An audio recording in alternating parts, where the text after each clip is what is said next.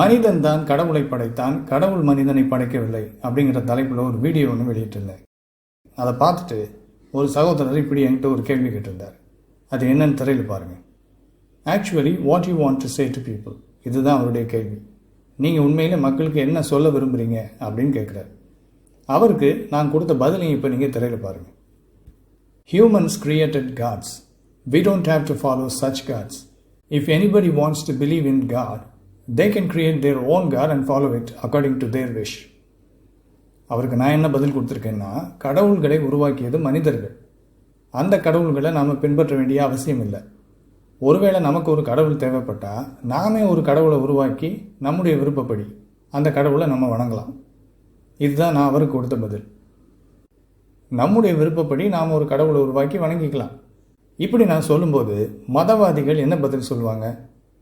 அப்படியெல்லாம் நம்முடைய இஷ்டத்துக்கு நாம் கடவுளை உருவாக்க முடியாது. உண்மையான கடவுள் எப்படி இருக்கிறாரோ அவரை அப்படியே நாம் ஏற்றுக்கிட்டு அவரை வணங்கணும். அவரை நம்முடைய விருப்பப்படி மாற்றி அமைக்கவும் கூடாது. அவரை விட்டுட்டு வேறொரு தெய்வனை நாம் உருவாக்கவும் கூடாது. அது தெய்வ குற்றம். அவர் இருக்கிற வண்ணமாக நாம் அவரை ஏற்றுக்கொள்ள வேண்டும் அப்படின்னு சொல்லுவாங்க. முக்கியமாக கிறிஸ்தவ போதகர்கள் இப்படி சொல்லுவாங்க. சரி, கடவுள் என்று ஒருவர் இருக்கிறார், அவர் எப்படி இருக்கிறாரோ அவரை நாம் அப்படியே ஏற்றுக்கொள்ள வேண்டும்.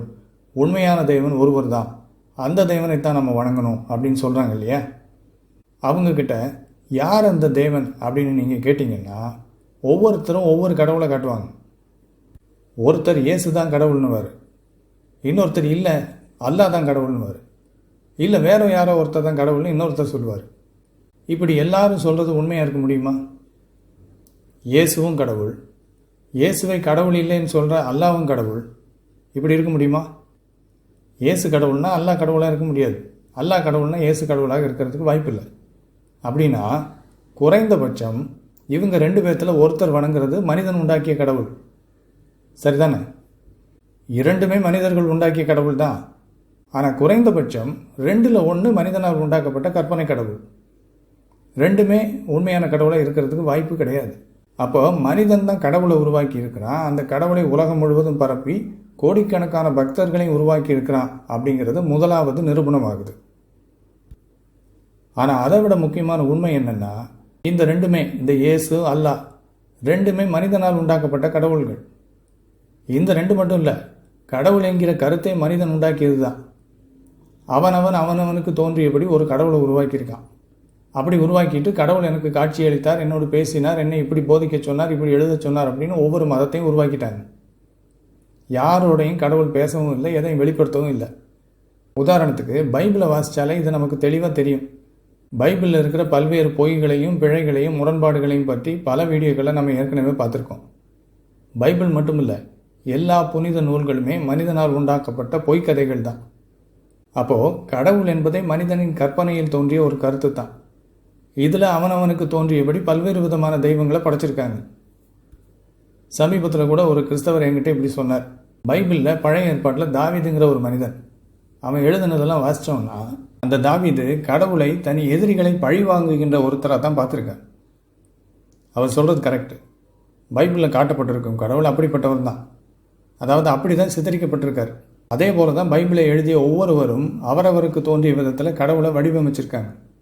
அது எதுவும் கடவுளை குறித்த உண்மையான பார்வை அல்ல. காணிக்கை கொடுத்தால்தான் கடவுள் உன்னை ஆசீர்வதிப்பார் அப்படிங்கிறார் ஒரு போதகர். அப்போ அவருக்கு ஏற்ற மாதிரி ஒரு கடவுளை உருவாக்குறார். இன்னொருத்தர் என்ன சொல்கிறார், காணிக்கை கொடுத்தால் கடவுள் ஆசீர்வதிப்பார் என்று சொல்வது தவறு அப்படிங்கிறார். அப்போ அவருக்கு ஏற்ற மாதிரி ஒரு கடவுளை உருவாக்குறார். கட்டளைக்கு கீழ்ப்படியவில்லை என்றால் நரகத்துக்கு அனுப்பிவிடுவார் கடவுள் அப்படிங்கிறார் ஒருத்தர். இது அவருடைய யோசனையில் உருவாக்கப்பட்ட வேறொரு கடவுள். தேவன் திரியேகராக இருக்கிறார் அப்படிங்கிறார் ஒருத்தர். அது அவரது கற்பனையில் வந்த கடவுள். இல்லை, தேவன் திரியேகர் கிடையாது, அவர் ஒரே ஒருத்தர் தான் அப்படிங்கிறார் இன்னொருத்தர். இது அவருடைய ரசனையின்படி வடிவமைக்கப்பட்ட இன்னொரு கடவுள். பாவம் செய்தால் மறுமையில் உன்னை நரகத்தில் போட்டு நித்திய காலம் கொடுமைப்படுத்துவார் அப்படிங்கிறார் ஒருத்தர். இல்லை, நித்திய காலத்துக்கு தண்டனை கிடையாது, சில நாட்கள் உன்னை தண்டித்து விட்டு அப்புறமா முழுசாக உன்னை அழிச்சிடுவார் அப்படிங்கிறாரு இன்னொருத்தர். ஒவ்வொரு பாஸ்டரும் ஒவ்வொரு விதமான இயேசுவை போதிக்கிறாங்க. ஏன்னா அவங்களுக்கு அப்படிப்பட்ட இயேசு தேவைப்படுறார். எல்லா கடவுள்களும் அவனவன் தன் விருப்பப்படி உருவாக்கப்பட்ட கடவுள்கள் தான். இறைவன் பூமிக்கு மனிதனாக வந்தாருங்கிறார் ஒருத்தர். இறைவன் மனிதனாக வரமாட்டார் அப்படிங்கிறார் இன்னொருத்தர்.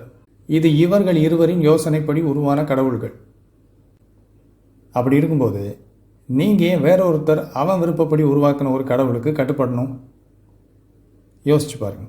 எவனோ ஒருத்தன் அவன் விருப்பப்படி ஒரு கடவுளை உருவாக்கிட்டு இதுதான் கடவுள், இதற்கு நீ கட்டுப்பட்டுன்னு சொல்கிறான்.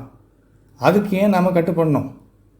இதில் ஒவ்வொருத்தனும் என் கடவுளை நீ ஏற்றுக்கொண்டால் தான் சொர்க்கம், இல்லாவிட்டால் நரகம் போய் விடுவாய் அப்படின்னு மிரட்டுறாங்க. அவன் சொல்கிறத நாம் ஏன் கேட்கணும்? கடவுள்னு ஒருத்தர் இருந்தால் அவர் நம்மகிட்ட பேசணும்னு விரும்பினா நேரடியாக நம்மகிட்டே பேசலாம்ல. எதுக்கு இப்படி வேற யாரோ ஒருத்தர்கிட்ட பேசி நம்மகிட்ட சொல்லணும்? அதுவும் அவர் தன்னிடத்தில் பேசியதாக சொல்லும் ஒவ்வொருத்தரும் ஒவ்வொரு முன்னுக்கு பின் முரண்பாடான காரியங்களை போதிக்கிறதுனால தான் இத்தனை மதங்கள் இருக்குது இந்த உலகத்தில். அந்தந்த மதங்களுக்குள்ளும் அத்தனை உட்பிரிவுகள். உதாரணத்துக்கு கிறிஸ்தவத்திலே பாருங்கள், 40,000 சபை பிரிவுகள். இதை வைத்தே இவங்க யார்ட்டையும் கடவுள் பேசலை அப்படிங்கிறதையும் கடவுள் என்று ஒருவர் இல்லை என்பதையும் நாம் புரிந்து கொள்ளலாம். இப்படி ஒவ்வொருத்தரும் ஒவ்வொரு கடவுளை உருவாக்கி இருக்கிறாங்க. ஏன் அந்த கடவுள்களை நாம் நம்பணும், பின்பற்றணும்?